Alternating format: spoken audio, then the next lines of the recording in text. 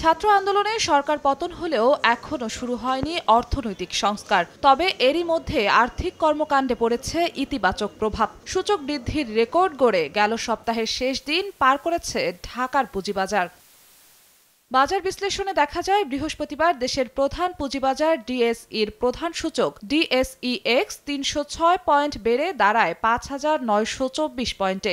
এদিন ডিএসইতে লেনদেন হয় ১,৬০৬ কোটি ৪৭ লাখ টাকার শেয়ার। আগের কার্যদিবসে যার পরিমাণ ছিল ৭৭৫ কোটি ৫৫ লাখ টাকা। এর আগে একদিনে এর চেয়ে বেশি লেনদেন হয় ১৩ ফেব্রুয়ারি। সেদিন এর পরিমাণ ছিল ১,৬৪৬ কোটি ৪২ লাখ টাকার শেয়ার ও মিউচুয়াল ফান্ড। বাজার মূলধনের হিসাবে ১৪ মের পর ৭ লাখ কোটি টাকার গণ্ডি আবার পেরিয়ে যায় ৭,৭১,৮৭২ কোটি ৪০ লাখ টাকা। একদিনে ২৫,০০০ কোটি।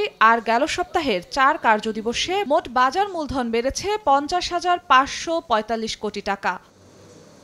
ডিএসইতে হাতবদল হওয়া ৩৯৮টি কোম্পানির শেয়ারের মধ্যে দর বেড়েছে ৩৬৪টি কোম্পানির, কমেছে ২৭টির, আর অপরিবর্তিত থাকে ৭টি প্রতিষ্ঠানের শেয়ার ও মিউচুয়াল ফান্ডের দাম। এদিন বড় উত্থান দেখেছে চট্টগ্রাম স্টক এক্সচেঞ্জও। সার্বিক সূচক ৮৬১ পয়েন্ট বেড়ে দাঁড়ায় ১৬,৭৯৯ পয়েন্টে। এদিন বাজার মূলধন দাঁড়ায় ৭,২৭,২২৫ কোটি টাকায়, যা গেল ২৩ মের পর সর্বোচ্চ। হাতবদল হওয়া ২৮৫টি প্রতিষ্ঠানের মধ্যে শেয়ার দর বেড়েছে ২৪৪টির, ৩১টির কমেছে। অপরিবর্তিত থেকেছে ১০টি কোম্পানির শেয়ারের দর। জিনাতারা জশোয়া, সময় সংবাদ, ঢাকা।